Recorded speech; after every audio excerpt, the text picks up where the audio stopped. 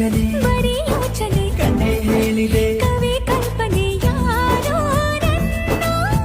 ಮೋಡಿ ಮಾಡಿ ಹೋದ ಹಾಗಿದೆ ಅದು ನಾನಾ